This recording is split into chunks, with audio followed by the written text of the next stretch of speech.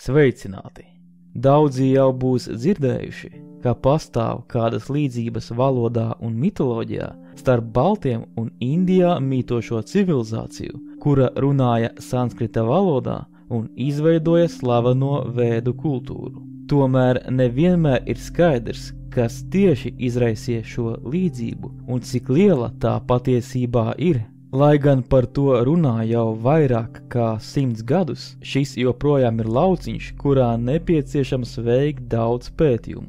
Tomēr zināmu informāciju vēsturnieki, folkloristi un valodnieki jau ir apkopojuši. Tad nu paskatīsimies, ko mēs zinām par līdzībām latviešu un indo-āriešu mitoloģijā. Vai ir kādas līdzīgas dievības un vai to darbības būtība ir līdzīga? Vai pastāv kāda līdzība starp latviešu dainām un vēdu himnām? Atbildes uz šiem un citiem ar tiem saistītiem jautājumiem meklēsim šajā kanāla Laika doma raidījumā. Pirmajā brīdī skatoties uz dievu tēliem Indijā un salīdzinot tos ar tiem dieviem, kas aprakstīti dainās, varētu rasties izbrīns. Kāds gan varētu būt sakars daudzgalvainajiem un daudzrokainajiem zilās ādas krāsas dieviem ar mūsu dainu tēliem?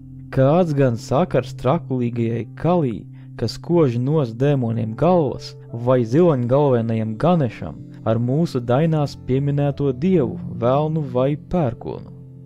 Izrādās, ka šāds sakars nemaz obligāti nav jāmeklē, jo indiešu reliģiskie uzskati ir ar laiku evolucionējuši un mūsdienās, vai pat pirms 2000 gadiem, ir ievērojami atšķirīgi no tiem, kas atrodami pašos agrīnākajos indo-āriešu mitoloģijas tekstos, kā piemēram Rigvēdā, kas sacerēta vismaz pirms 3 līdz 4 tūkstošiem gadu.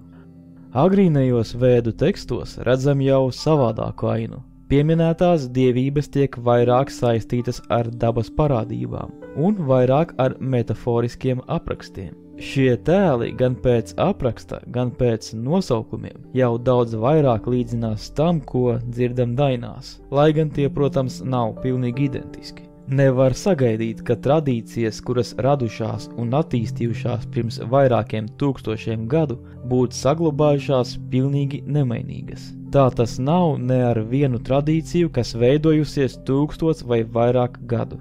Tā tas nav arī dainu un vēdu tradīcijām. Indo-eiropieši. Bet ja kāda līdzība tomēr ir atrodama, kā to var izskaidrot, ja zinām, ka Latviju un Indiju šķir vairāki 1000 kilometru? Pirmās līdzības starp sanskritu un vairākām Eiropas valodām, kā piemēram grieķu un latīņu valodām, tika pamanītas un pētītas sākot jau vismaz no 18. gadsimta beigām. Valodnieki sāka atrast tik daudz līdzības starp šīm senajām Eiropas un Indijas valodām, vārdu, gramatikas un fonētikas ziņā, ka viņi secināja, ka tik daudz līdzības nevar būt tikai sakritība, un ka tas norāda uz to, ka senos laikos šīs valodas ir attīstījušās no kādas pirmvalodas, kura līdz mūsdienām vairs nav saglabājusies. Drīz šai hipotētiskajai valodai tika dots nosaukums indo-eiropiešu pirmvaloda. Pēc kāda laika, aptuveni 19. gadsimta pusē, valodnieki turpinot šos indo-eiropiešu pirmvalodas pētījumus, sāka pamanīt, ka tieši pie baltu valodām, latviešu un lietuviešu, ir sastopamas īpaši daudz līdzības ar sanskritu, kas tiem izraisīja interesi. Vairāk tieši par indo-eiropiešu valodām un baltu izcelsmi no indo-eiropiešu pirmvalodas varat uzzināt apskatot 2 no maniem iepriekšējiem raidījumiem, uz kuriem norādi atstāšu pie šī video apraksta. Šajā raidījumā skatīsimies ne tik daudz līdzības valodā, bet gan līdzības kultūrā un mitoloģijā. Precīzāk salīdzināsim lielākos baltu un sanskrita mutvārdu kultūras sasniegumus, dainu un vēdu līdzības. Drīz pēc teorijas par kopīgās indo-eiropiešu pirmvalodas kādreizēju eksistēšanu izvirzīšanas sākās pētījumi arī par to, kas īsti bija šie cilvēki, kas lietoja šo pirmvalodu un kuri izplatīja savu kultūru plašās teritorijās Eiropā, Indijā un iespējams vēl citur. Lai to izdarītu, palīgā tika ņemti vēstures raksti, reliģiskais mantojums, arheoloģiskie izrakumi un nesenākos laikos arī ģenētiskie pētījumi. 19. gadsimta beigās un 20. gadsimta sākumā liela uzmanība tika pievērsta Vēdās un citos seno indiešu rakstu avotos atrodamajiem stāstiem par ļaužu grupu, kura sevi sauca par āriešiem, un kuri senos laikos esot ieceļojuši Ziemeļindijā un atveduši šo ietekmīgo vēdu kultūru un sanskrita valodu. Ir vairākas versijas par šo cilvēku izcelsmi, un ar tiem ir saistīti arī daudzi mīti. Mīti par āriešiem. Piemēram, diezgan plaši pieņemts uzskats, ka gan ārieši, gan balti, gan iespējams arī kādi citi indo-eiropieši jau izsenis ir dzīvojuši Indijā, ka Indiju varētu saukt par tādu kā baltu, āriešu un citu indo-eiropiešu pirmdzimteni. Taču pētījumi arheoloģijā, valodniecībā un ģenētikā norāda, ka tas ir maldīgs viedoklis. Mūsdienās par indo-eiropiešu pirmdzimteni visbiežāk uzskata Pontijas Kaspijas stepi, jeb stepju zonu, kuras stiepjas no mūsdienu Ukrainas pāri Krievijas dienvidiem un daļēji turpinās rietumu Kazahstānā. Bez tā ir bijušas arī daudzas citas versijas, piemēram, Kaukāza reģions, Armēnija vai pat polārais loks. Agrāk kā ļoti iespējamu versiju par indo-eiropiešu izcelsmes vietu izvirzīja arī Anatolijas pusselu, jeb mūsdienu Turciju, taču nesenākie atklājumi aizvien vairāk nosliedzas uz versiju par Pontijas Kaspijas stepi, un pat zinātnieks, kurš pirmais izvirzīja versiju par Anatolijas pirmdzimtenes variantu, ir jau pats atteicies no savas versijas. Tā kā mūsdienās lielākā daļa zinātnieku uzskata, ka visi indo-eiropieši sākumā mita šajā Pontijas Kaspijas stepē, un tikai 3. gadu tūkstotī pirms mūsu ēras daļa no tiem emigrēja mūsdienu Eiropas virzienā, bet citi Indijas un Irānas virzienā. Vērts pieminēt, ka atsevišķu viņu emigrācijas viļņi notika arī uz Anatolijas pussalas pusi un pat uz Ķīnas pusi. Taču mūsdienās šo indo-eiropiešu valodu atzari, jeb to nesēji vairs nav saglabājušies. Tas apgāž arī maldīgos uzskatus, ka kāda no Eiropas tautām ir šie ārieši. Kopumā varam teikt, ka baltu, ķeltu, ģermāņu, slāvu un citu indo-eiropiešu valodu grupu senči noteikti senos laikos bija radniecīgi šiem āriešiem. Taču paši šie ārieši veidoja tikai vienu no plašā indo-eiropiešu valodu un kultūru saimju atzariem. Atzaru, kurš 3. gadu tūkstotī pirms mūsu ēras emigrēja uz Indijas pusi, bet baltu, ķeltu, ģermāņu, slāvu senči emigrēja uz Eiropas pusi. No tā arī radies šis nosaukums indo-eiropieši. Dažkārt novērojams arī maldīgs uzskats, ka visas indo-eiropiešu valodas ir cēlušās no sanskrita, ka tieši sanskrits ir bijis šī pirmvaloda. Tomēr arī sanskrits ir tikai viena no proto-indo-eiropiešu valodas vēlākām attīstības formām, kas veidojusies tikai tad, kad sākotnējā indo-eiropiešu pamatgrupa sašķēlās vairākās atsevišķās daļās. Sanskrits neapšaubāmi ir viena no arhaiskākajām indo-eiropiešu valodām, kas saglabājusies līdz mūsdienām. Tomēr ne viss tajā ir saglabājies no pirmvalodas. Ir valodnieki, kas norāda uz dažām pazīmēm baltu valodās, kas esot pat arhaiskākas nekā sanskritā. Piemēram, krītošie un laustie toņi latviešu valodā vai vārdu uzsvari lietuviešu valodā. Tomēr nav izslēgts, ka baltiem un āriešiem kādā vēstures laika posmā tomēr bijuši tuvāki kontakti, uz ko norāda kopējās inovācijas, kas novērojamas tikai šajās indo-eiropiešu valodu grupās. Tas ir novērojams piemēram pie darbības vārdu nākotnes formas veidošanas. Bet tagad pāriesim pie pašām vēdām. Lai gan Vēdas ir ar senu izcelsmi un uzskata, ka pirmās no tām tikušas sacerētas vismaz 2000 līdz 1500 gadu pirms mūsu ēras, līdzīgi kā ar dainām, tās ilgu laiku pastāvējušas tikai mutvārdu tradīcijā un nodotas no paudzes paudzē iedziedātā formā, kur svarīgi bija saglabāt ne tikai vārdus, bet arī melodiju un balss tembrus, kādā Vēdas tika izdziedātas. Agrīnajiem indo-eiropiešiem, un tai skaitā arī āriešiem, sākotnēji nemaz nebija savas rakstības, un pat tad, kad tā parādījās, Vēdas ilgu laiku vēl netika pierakstītas, jo tās bija īpaši paredzētas saglabāt tikai mutiskā formā. Ir Vēdu teksti, kas tieši piemin šo svarīgo nosacījumu. Agrākie drošākie piemēri, kas mums saglabājušies, kur Vēdas tiešām tika pierakstītas, nāk no mūsu ēras pirmās 1000 gadas beigām, kas nozīmē, ka tās varēja pastāvēt tikai mutiskā formā pat 3000 līdz 2500 gadus, kas ir ilgs laika posms. Katrā gadījumā mums ir drošas liecības, ka Vēdu dievības pieminētas jau vismaz tik sen kā 1380. gadā pirms mūsu ēras.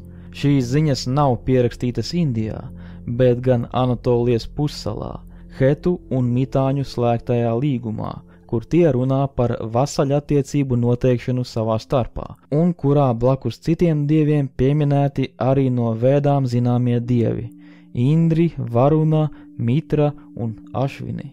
Sākotnēji šie Vēdu dziedājumi arī nebija sagrupēti tādos apvienotos Vēdu kopumos, kādus tos pazīstam šodien.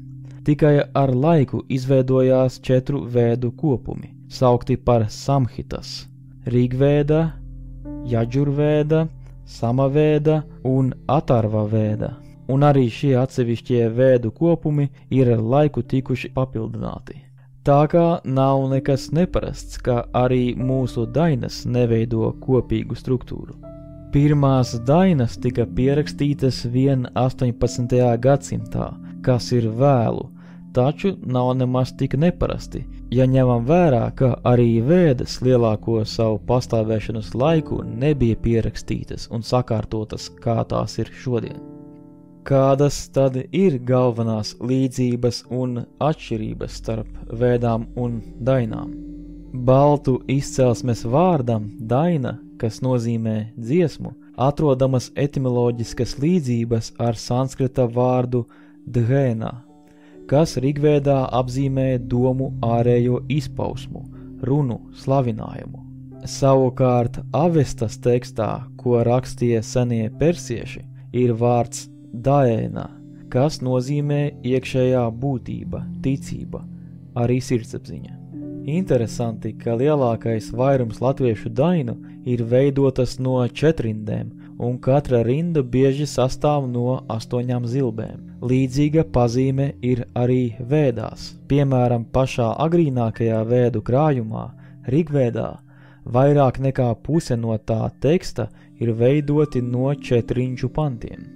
Rigvēdā gan visizplatītākais zilbju skaits rindā ir 11 zilbes, kas sastopams aptuveni 40% no pantiem. Taču ir sastopami arī daudzi panti ar 8 zilbēm rindā. Salīdzinot pašu dainu un Vēdu saturu, uzreiz gan jāpiemin, ka dainas bieži vien ir visai abstraktas. Tajās darbojošies personāži netiek īpaši personificēti, un notikumi, kas tajos aprakstīti, grūti datējami ar kādu konkrētu laiku un visā visumā ir uzrakstīti tēlaini ar dažādām metaforām. Dainās grūti izsakot kādiem garākiem stāstījuma motīviem. Viss ir drīzāk sadalīts īsās epizodēs, kuras parasti nav tiešā veidā viena ar otru saistītas. Vēdu tekstos varam novērot, ka detalizētāk tiek aprakstīti konkrēti mitoloģijas motīvi. Vēdu himnās tiek minēti konkrēti valdnieki, ciltis, upes un pat kaujas, kas ļauj daļu materiāla piesaistīt relatīvam vēsturiskam fonam. Tomēr arī Vēdu teksti nav salīdzināmi ar hronikām,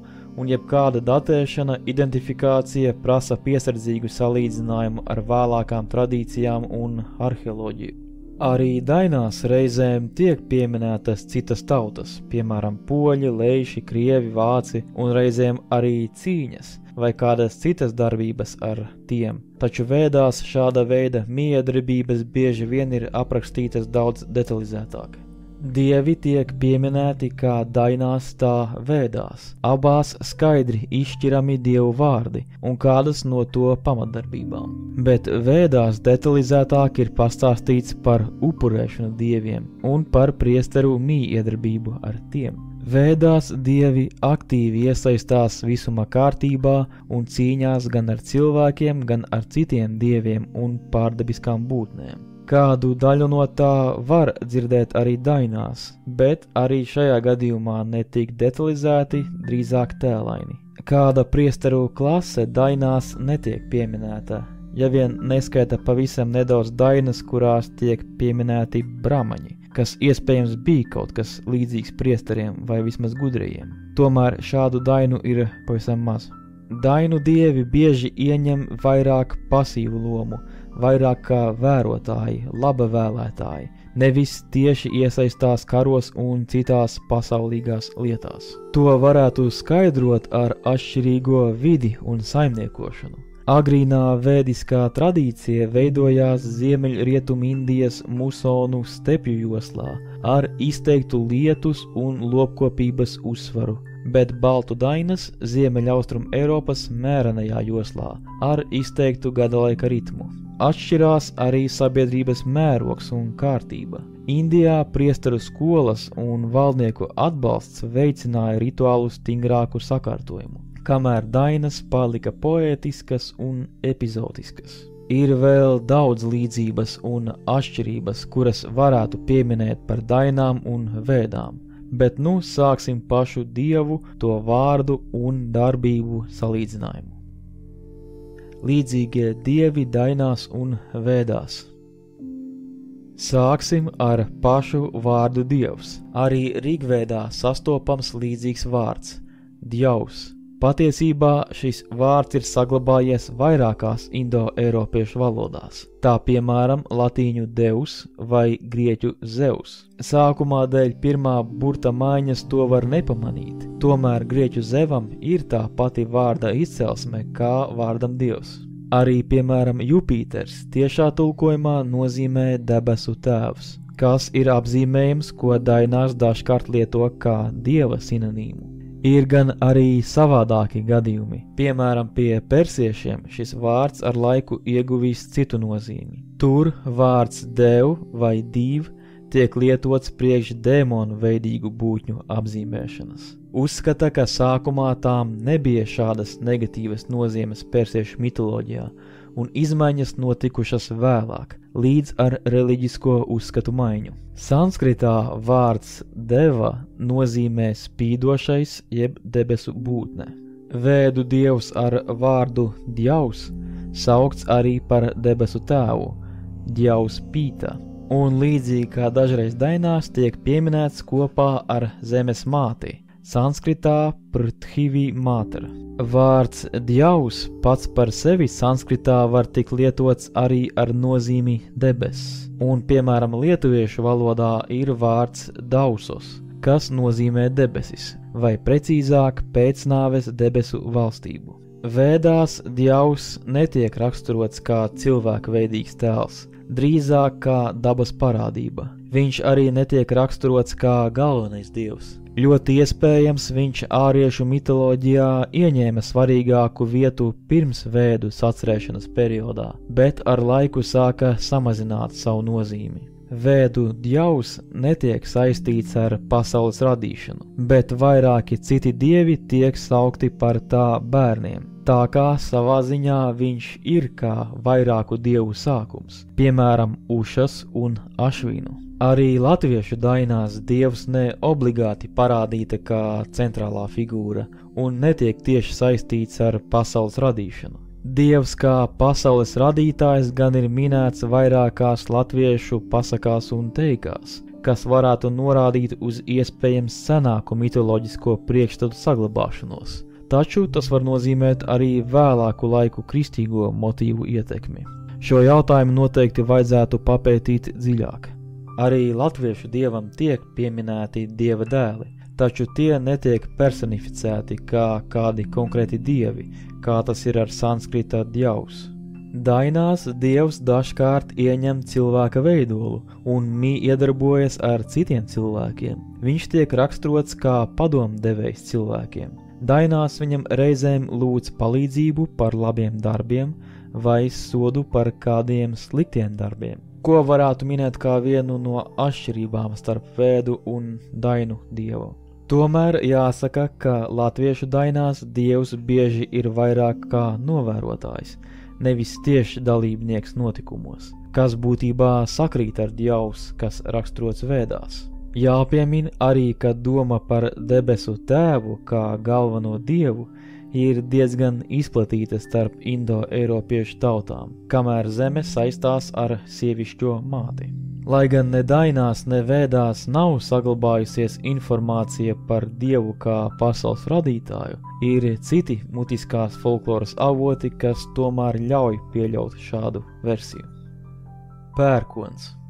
Viens no svarīgākajiem dieviem latviešu mitoloģijā ir pērkons. Dainās viņš bieži minēts kopā ar dievu un bieži pat ieņem aktīvāku lomu nekā viņš, galvenokārt ar savām pērkona īpašībām, pērkona dārdiem un zibeņu mešanu. Vēdās minēti vismaz 3 līdzīgi dievi, kas saistīti ar pērkonu vai citām no tām izrietošām lietām. Galvenais no tiem ir dievs Indra, otrais ir Pārģuna un trešais Rudra. Indra vistiešākā veidā tiek saistīts ar pērkonu, zibeni un karu. Viņš ir viens no galvenajiem vēdu dieviem. Pārģuna tiek vairāk saistīts ar lietu un auglību, bet arī ar pērkona dārdiem. Viņš nav tik bieži pieminēts kā Indra, un brīžiem liekas, ka tiek ar to salīdzināts, vai parādīts kā viens no Indras aspektiem. Rudra tiek parādīts vairāk kā vētras dievs, arī pērkona negaisa, bet vēlākos vēdu tekstos vairāk saplūst ar Šivu. Pēc nosaukuma pērkons, protams, visvairāk atgādina Pārģunu. Vērts pieminēt, ka sanskrita vārdos skaņa dž bieži aizstāja k skaņu citu indo-eiropiešu valodu vārdos. Tā kā ņemot vērā šo valodniecības īpašību, var pieņemt, ka vārds Pārģuna sanāk varēja skanēt arī kā Parkuna. Viņus saista arī tas, ka dainās pērkons tāpat kā Pārģuna bieži aicināts, lai ar lietu palīdz izaudzēt laukos labību. Dainās pērkonam bieži pieminēti līdz pat 9 dēliem, kas tam palīdz veikt tā amatus. Vēdās šāda īpašība vairāk novērojama Rudrai, kur tam minēti dēli, kuri saukti par marutiem, un to skaits var būt pat vairāki 10. Dažkārt šie Rudras dēli maruti darbojas arī kopā ar Indru. Viens motīvs, ar kuru pērkons tomēr vairāk līdzinās Indram, nāk drīzāk no latviešu teikām, nevis dainām. Piemēram, vēdās sastopams stāsts, kur Indra uzveic dēmonu sauktu par Vala, vai arī čūskveidīgo dievību Vritru, kas ir sausma personifikācija. Tur pretīm latviešu teikās atrodami motīvi par pērkona cīņu ar velnu. Velns šajos stāstos gan netiek parādīts kā dēmons, tomēr vārdu līdzība ar vēdu Vala ir liela. Pērkona dievs ir viens no izplatītākajām dievībām un bieži ieņem centrālu lomu dažādu indo-eiropiešu dievību panteonos. Dainu pērkonam ir novērojamas savas līdzības ar visiem 3 galvenajiem vēdu dieviem, kas personificē pērkonu un negaisu. Dažos aspektos tas ir līdzīgāks Indram, bet citos Pārģunam vai Rudram. Neskaitot dievu un pērkonu, nākamā populārākā dievība latviešu dievu saimē varētu būt Laima. Tā ir likteņa dieviete, kuras varā ir lemt par cilvēka mūžu.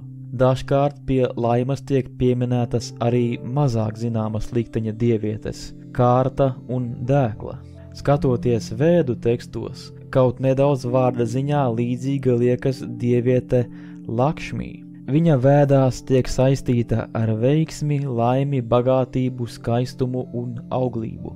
Kā redzam, Laimas un Lakšmī lomas vismaz daļēji pārklājas. Tomēr Lakšmī nav atbildīga tieši par likteņa lemšanu. Agrākajos vēdu tekstos vārds lakš nozīmējis uztvert, novērot, zināt un saprast, kā arī mērķi, ko varētu tulkot kā saprast mērķi. Rigvēdas tekstā vārds lakšmi lietots arī ar nozīmi labvēlīga zīme vai veiksmīga zīme, ko būtībā var saistīt ar veiksmi un līdz ar to arī ar laimi. Šis apzīmējums gan lietots tikai Rigvēdā, un tikai vēlākos vēdu tekstos Lakšmī tiek pieminēta tieši kā dieviete. Tā kā daļēja līdzība un saistīti motīvi starp Laimu un Lakšmī ir novērojama. Cita bieži pieminēta dieviete latviešu mitoloģijā ir Māra. Tai ir vairākas īpašības, jo to saista gan ar dažādām saimnieciskām lietām, lauku darbiem un govīm, gan ar zemi un auglīgumu kopumā. Māra bieži iesaistīta arī dainās par dažādiem cilvēku dzīves svētkiem, kā dzemdībām, laulībām un arī saistībā ar cilvēku nāvi. Daļēji viņas funkcijas vēdās sakrīt ar jau pieminēto Lakšmī, veiksmes un labklājības dievieti, kā arī ar Prithivī, zemesmāti.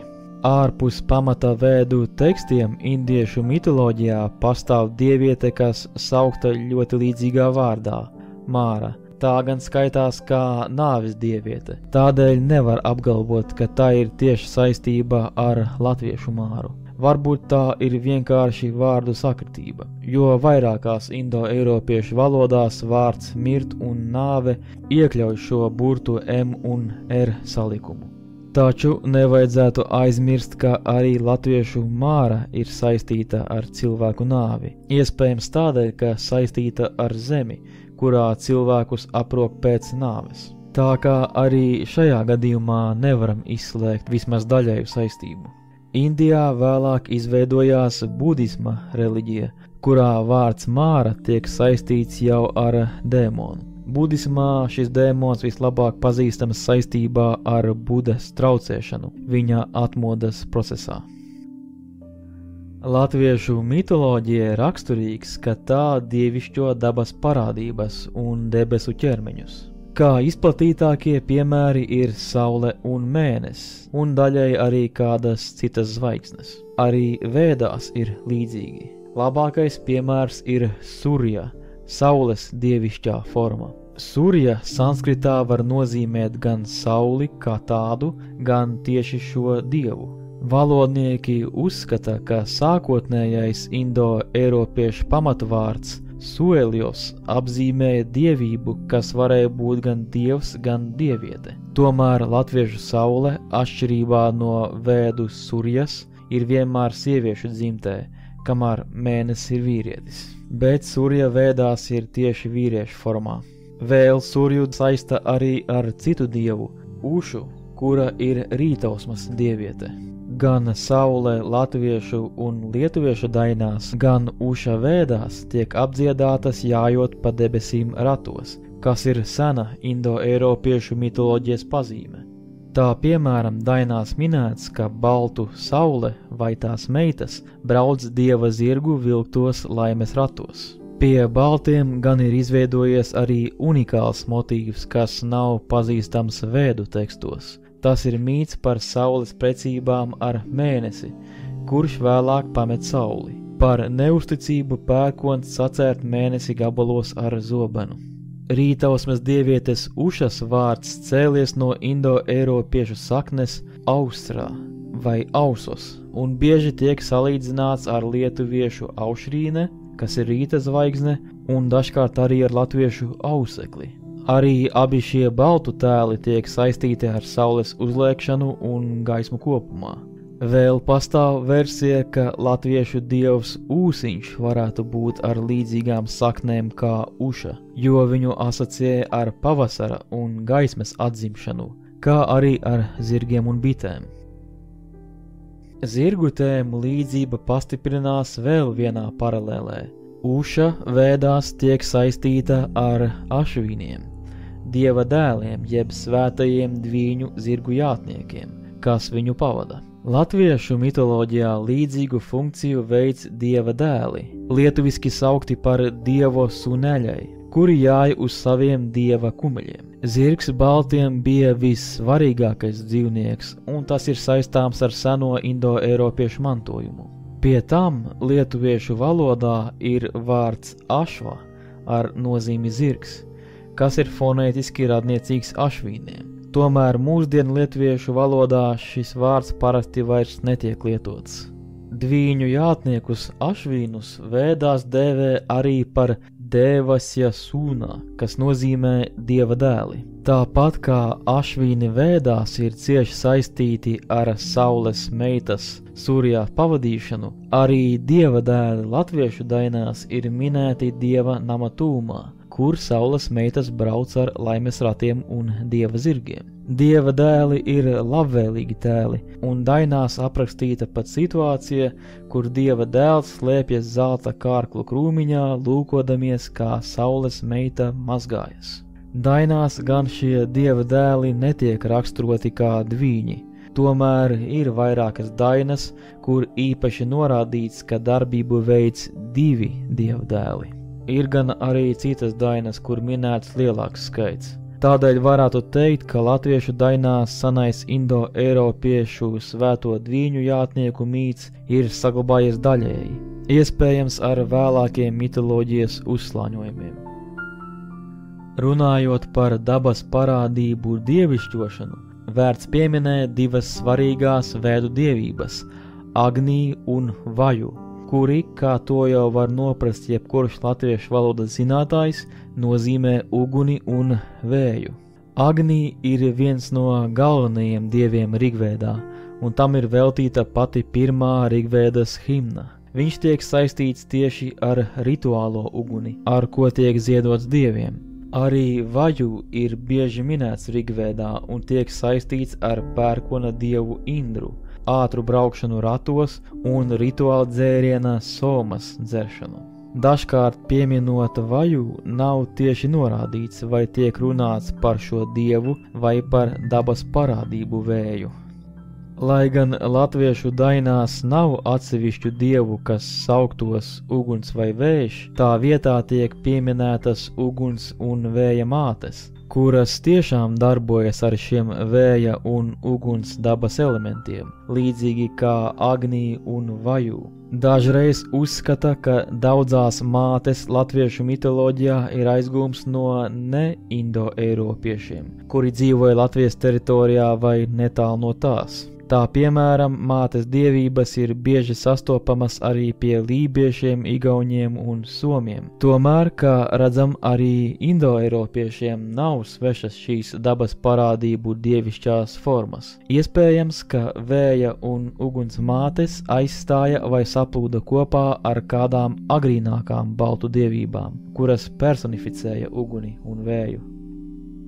Ir daudz dainu, kas runā par tēlu sauktu debesu kalējs.